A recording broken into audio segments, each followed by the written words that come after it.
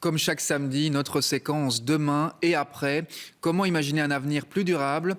Peut-être en utilisant une technique centenaire, celle des moulins hydrauliques.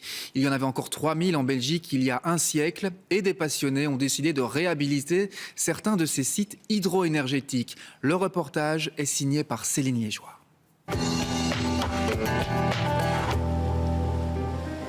C'est l'histoire de passionnés qui croient au potentiel de nos rivières. Avec de la motivation, de la ténacité, ils ont réussi à exploiter cette énergie.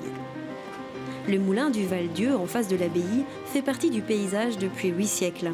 Il est toujours en activité, on y produit aujourd'hui de l'alimentation pour le bétail, mais la roue ne tournait plus que pour le seul plaisir des touristes. Ça fait 800 ans qu'on utilise l'eau pour produire de la farine, pour les humains, pour le bétail. Et ici, dans la continuité, ça paraissait logique de placer une turbine hydroélectrique pour fabriquer l'énergie nécessaire au fonctionnement du moulin moderne. On avait des grosses factures d'électricité et c'était bête de laisser tourner la roue dans le vide. Une chute d'eau de 7 mètres permet de produire l'équivalent de la consommation d'environ 15 à 20 ménages. Mais la centrale coûte cher. L'installation de la turbine a coûté en son temps à peu près 100 000 €. Et on considère qu'en entretien, ça nous coûte à peu près 15 000 € par an. Après 10 ans, l'installation n'est pas encore rentable, mais c'est un élément du patrimoine d'Aubel qui est conservé. Quand on a des visiteurs qui viennent, on peut leur montrer la roue, c'est magique quand la roue se met en marche, mais aussi leur montrer que de nos jours, on reproduit également de l'électricité. C'est vraiment fabuleux parce qu'il y avait des technologies à l'époque et on continue à utiliser des technologies séculaires pour produire à nouveau de l'électricité. L'étang de retenue fait partie d'un site protégé, tout bénéfice pour l'environnement là aussi. Le fait que l'étang ait des niveaux fluctuants en fonction des besoins du moulin, ça permet aussi de dégager des vasières, donc des zones qui sont recouvertes de vases. Et c'est un biotope très intéressant pour les petits échassiers et les oiseaux d'eau. Et donc là, évidemment, ça nous permet de protéger les oiseaux d'eau et aussi de les observer à loisir.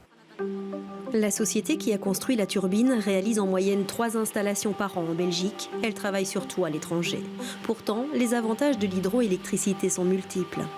C'est une des plus vieilles sources d'énergie utilisées par l'homme. Et alors son gros avantage, c'est sa stabilité et sa bonne concordance avec les périodes de consommation. Là où on a le plus d'eau, c'est là où on consomme le plus souvent en hiver. Donc c'est l'énergie qui est aussi très, très stable, je veux dire, peu importe qu'il fasse nuit, qu'il fasse jour. Mais ces installations, coûteuses, exigent un entretien très régulier, beaucoup d'attention et restent l'affaire de passionnés. À Marchin, sur les bords du Oyou, cette ancienne scierie de pierres abandonnée a longtemps exploité la force de la rivière.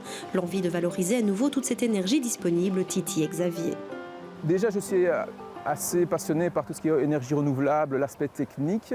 Et je voulais contribuer modestement à protéger l'environnement en produisant de l'électricité renouvelable et non polluante. Après des années de réflexion, il a fallu obtenir les autorisations nécessaires, puis construire la structure, installer et raccorder la turbine. Ce n'était pas possible de réutiliser l'ancienne turbine. J'ai simplement construit une centrale hydroélectrique à côté.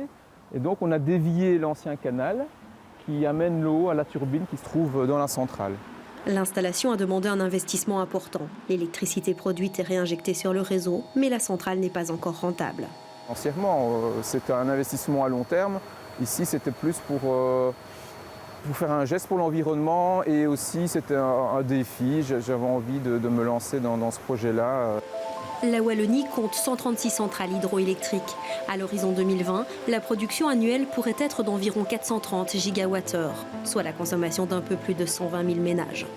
Xavier en est convaincu, les petits ruisseaux font les grandes rivières.